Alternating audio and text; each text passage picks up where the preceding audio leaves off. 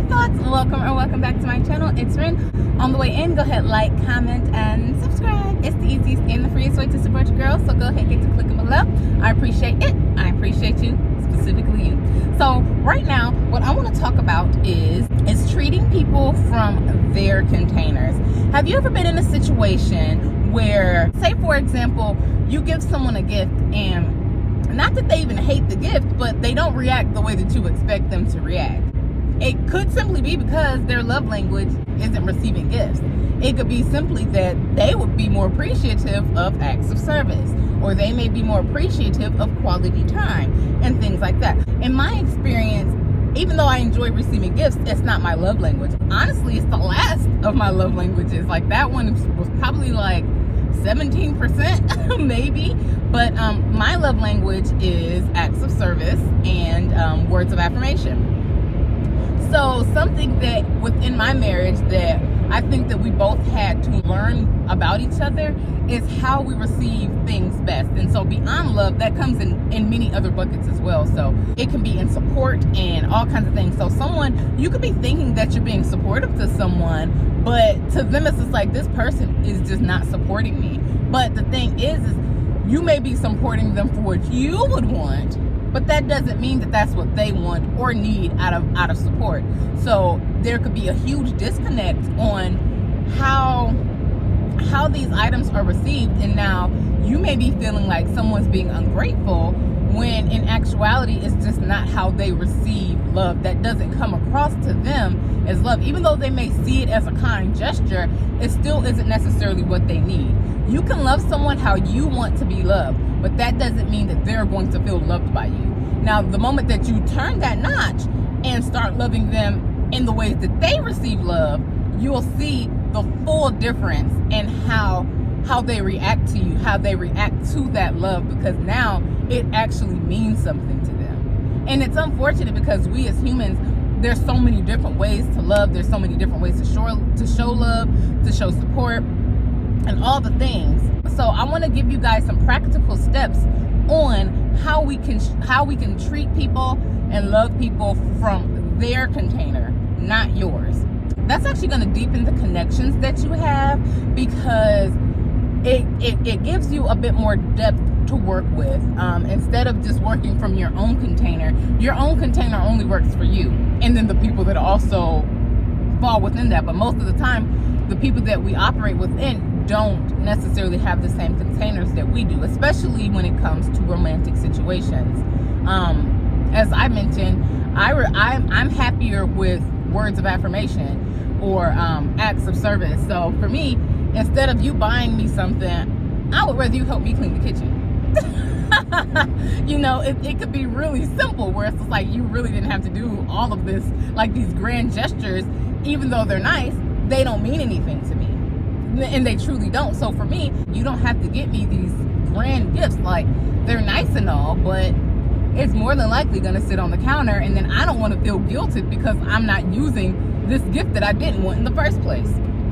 You see what I'm saying? And so it kind of removes those expectations when you love somebody or treat somebody from their level versus your own. That helps there be more peace within your relationships. Something that we all should learn to do is ask questions. Communication is so big across the board within our human experiences. And so when we have these relationships, romantic and all other, it would benefit us to know who we're dealing with and how they like to be handled. Because even though a lot of times we like to let things unfold organically, and that's good, and I appreciate that as well. But sometimes you do just need to directly ask, hey, like, what is it that you need from me? How can I show up for you? Because some people, say you're mad and you're the type of person that you just want to be left alone because you're upset. But maybe they're the type of person where they like to talk it out.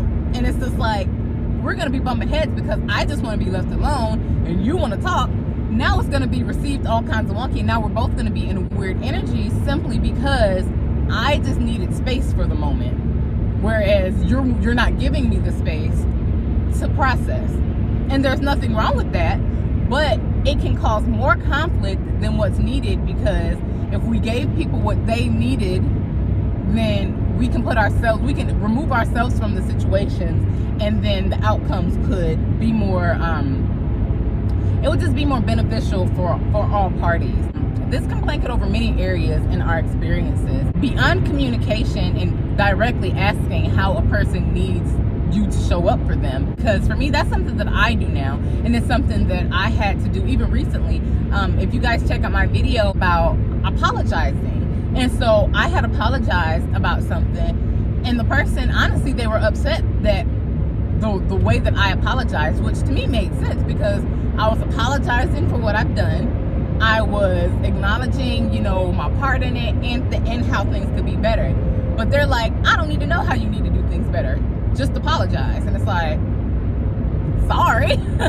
But it's like, had I known from the get-go that they receive apologies best from simply just apologizing, then I wouldn't have come into the situation doing all of this explaining that really just threw more gas on the fire.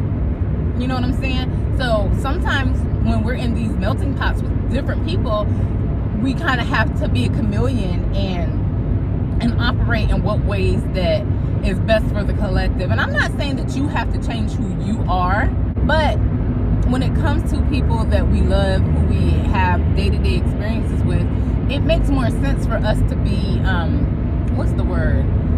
to have some bend to us. Basically, when we can bend, we can adapt and make situations better, not just for us, but for the collective as well. Now, another way that we can love people or treat people from where they're at versus from where we want to be is understanding that everybody is different, and just because something works for you doesn't mean that it works for them. Like, behaviors and attitudes, they're not a coverall, and it's nice to think that, oh, my way is the best way, and it might be for you, but it's not the only way. There are many solutions to the same problem. You can take 20 different routes and get to the same destination. So sometimes a route might be a little bit more wavy, more difficult, more scary. So how about we just find out, like I mentioned before, communication, figure out exactly what route is going to be best to approach certain situations and certain people, so that people don't end up feeling neglected, misunderstood, unloved, and all of these things, especially when you're giving it your all. Imagine how sucky that would have to feel to really be giving somebody all the love that you got, and they're literally thinking, this person does not love me. This person probably don't even like me. Meanwhile, you're giving it your all.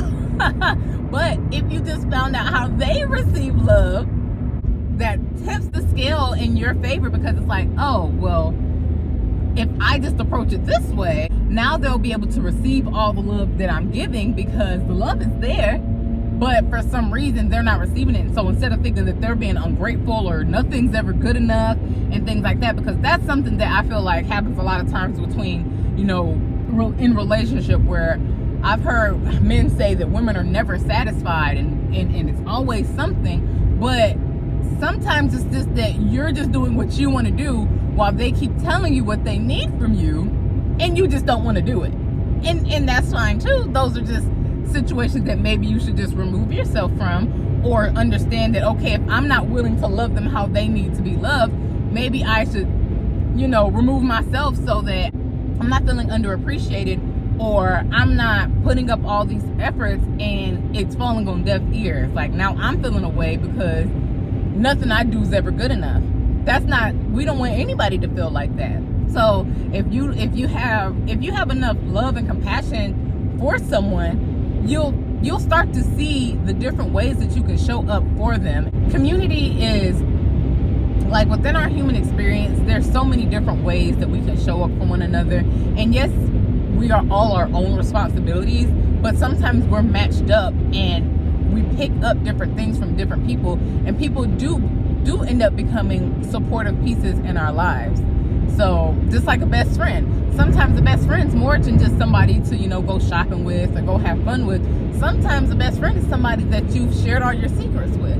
Sometimes your best friend is who you go to for advice. Sometimes your best friend will come and watch your kids for you. There's so many different things that people in our lives can have many different areas that that help uplift us, and same vice versa, where it's like, okay, I might go to my friend for advice, and then maybe they're coming to me for, whatever the case is. Maybe I'm good at writing resumes, and so it's like, oh, hey, I'm looking for a new job, can you check my resume out? Everything, there's always some sort of exchange. And think of any type of relationships that don't have some sort of exchange. If you want meaningful relationships, keep in mind that how you may see things may not be how they see things or how they need to receive things. So it'll help us all if we can kind of realize that and cater when it's necessary or cater when it's applicable. Like we don't have to go out of our way to change who we are and please all these other people, but it doesn't hurt to meet somebody where they're at, especially if it's within reason, and especially if this is somebody that you care about. So these are things that I want us all to keep in mind. Learn how to move within reason with those that we need and that we want, like the same way we would want ourselves.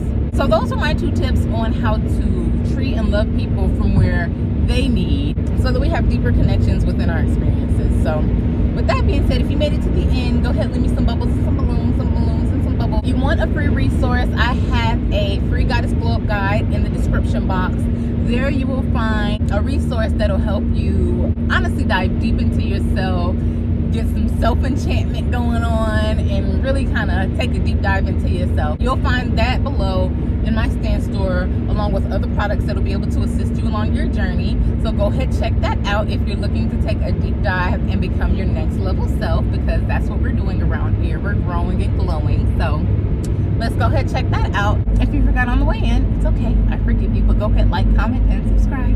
It's the easiest and the freest way to support your girl, so go ahead, get the clicking below. I appreciate it. I appreciate you. So come on, let's go.